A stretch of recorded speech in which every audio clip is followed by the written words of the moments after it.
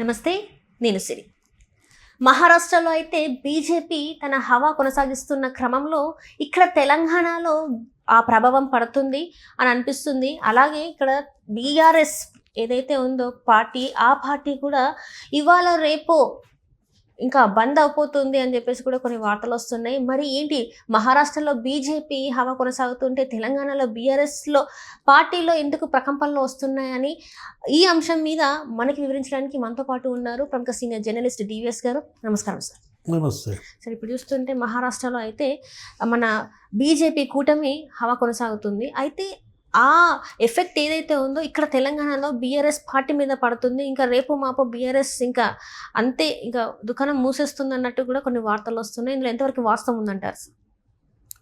అంటే మహారాష్ట్ర ఎన్నికల్లో ఇవాళ బీజేపీ గెలుపు, రేపు తెలంగాణ ఎన్నికల్లో కూడా బీజేపీ దృష్టి పెడుతోంది. ఆల్రెడీ పార్లమెంట్ ఎన్నికల్లో మనం చూసాం, కాంగ్రెస్ బీజేపీ చెరుసగం పంచుకున్నాయి. అవును సార్. బీఆర్ఎస్ థర్డ్ ప్లేస్కి వెళ్ళిపోయింది. ఒక్క సీట్ కూడా రాలేదు. అంటే నీకు బీఆర్ఎస్ అసెంబ్లీ ఎన్నికల్లో నీకు 38% ఓటింగ్ వచ్చాయి.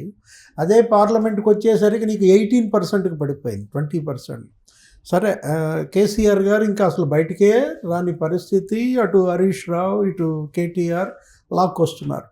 అంటే కాంగ్రెస్ చేసిన తప్పులపైనే బీఆర్ఎస్ ఆశలు పెట్టుకుంది. ఈ సమయంలో బీజేపీ మరి మహారాష్ట్ర ఊపు గనక తెలంగాణలో కూడా కంటిన్యూ చేస్తే రెండు జాతీయ పార్టీలే ఇక్కడ కూడా తుమి తేల్చుకుంటాయా?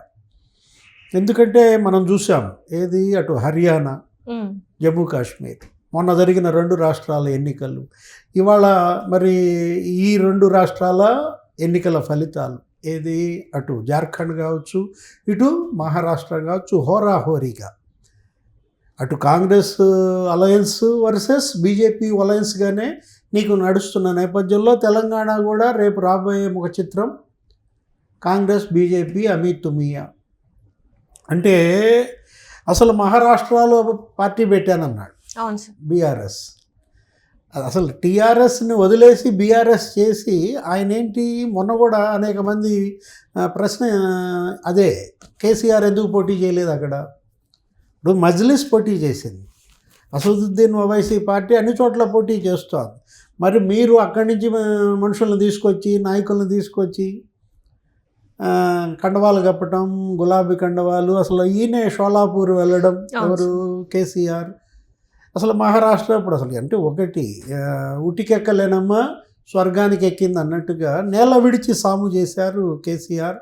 మరి బీఆర్ఎస్ ఇవాళ ఫలితం ఈ పరిస్థితి అన్నమాట.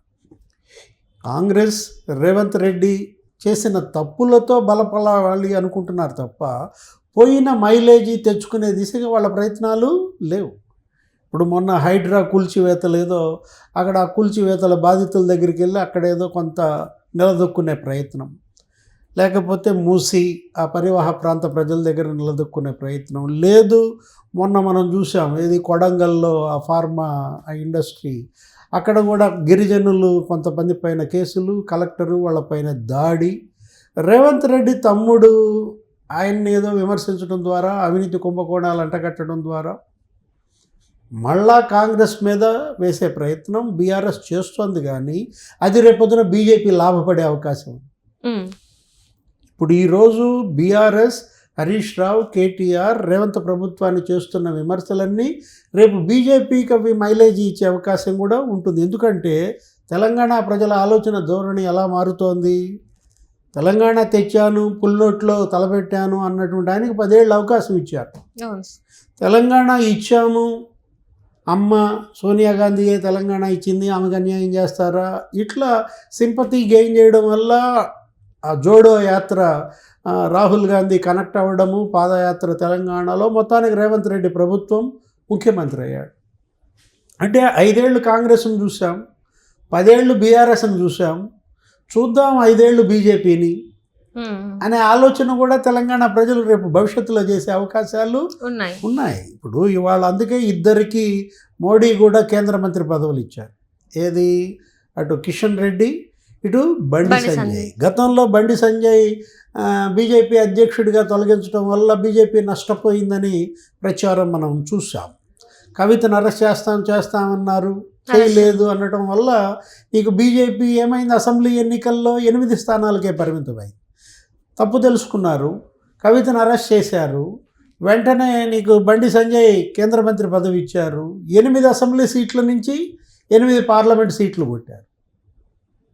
అంటే 4 నెలల్లో ఎక్కడ 8 అసెంబ్లీ సీట్లు, ఎక్కడ 8 పార్లమెంట్ సీట్లు, అంటే నీకు సగం ఆక్యుపై చేసేశారు.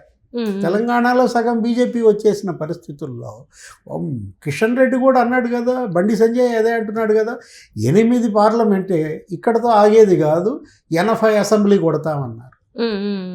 అంటే మహారాష్ట్రలో వచ్చినటువంటి ఈరోజు ఈ ఊపు రేపు బీజేపీ తెలంగాణలో ఊపుతుందా? ఎందుకంటే ఇవాళ మనం ఊహించని విజయం ఎక్కడ, మహారాష్ట్రలో. అసలు ఈ స్థాయి విజయాన్ని అమిత్ షా, మోడీ వాళ్ళే ఊహించలేదన్నమాట. 6 నెలల క్రితం పార్లమెంట్ ఎన్నికలు చూసాం. పార్లమెంట్ ఎన్నికల్లో మహారాష్ట్రలో నీకు బీజేపీ దెబ్బతిన్నది, అజిత్ పవార్ దెబ్బతిన్నాడు, షిండే శివసేన దెబ్బతింది. నీకు శరద్ పవార్, రాహుల్ గాంధీ, మరి ఉద్ధవ్ థాకరే 48 పార్లమెంట్ సీట్లో ఏమో ఉంటే వాళ్ళు 30-31 కొట్టారు. నీకు ఒక్కసారి సినిమా మారింది. ఏది, అసెంబ్లీ ఎన్నికలు వచ్చేసరికి ఎన్నాళ్ళైంది, పార్లమెంట్కి అసెంబ్లీకి ఇప్పుడు 6 నెలల 6 నెలల్లో మరాఠా ఓటర్ ఏం చేశాడు, బీజేపీ మళ్ళీ అజిత్ పవార్ మళ్ళా షిండేకి పట్టం కట్టారు. అరే అసలు ఇంత మెజారిటీలు ఊహించలేదు, ఇన్ని స్థానాలు గెలుస్తుంది అనుకోలేదు. అంటే ఒకవైపు శరద్ పవార్ ఆయన ఏజ్ అయిపోయింది, ప్రత్యామ్నాయంగా ఆయన కూతురు సుప్రియా సూలే ఆమె ఫిమేల్ కావడం, ఇక్కడ అజిత్ పవార్ కొంచెం అతను మరి శరద్ పవార్ కన్నా కూడా మరి మరి ఆయనకి ప్రజలు అటువైపు మళ్ళారు. నెక్స్ట్ ఉద్ధవ్ ఠాకరే, బాల్ ఠాకరే శివసేన చీలిక. నీకు ఉద్ధవ్ ఠాకరే మొన్న పార్లమెంట్ ఎన్నికల్లో ఏదో హవా నడిపించింది అనుకుంటే ఒక్కసారిగా గాలి బుడగ, ఇప్పుడు పడిపోయిన పరిస్థితి. అంటే మళ్ళా ప్రజలు షిండేకి పట్టం కట్టారు. అంటే బీజేపీ క్లిక్ అయింది. మహారాష్ట్ర ఓటరు డబల్ ఇంజన్ సర్కార్ కోరుకుంటున్నాడు.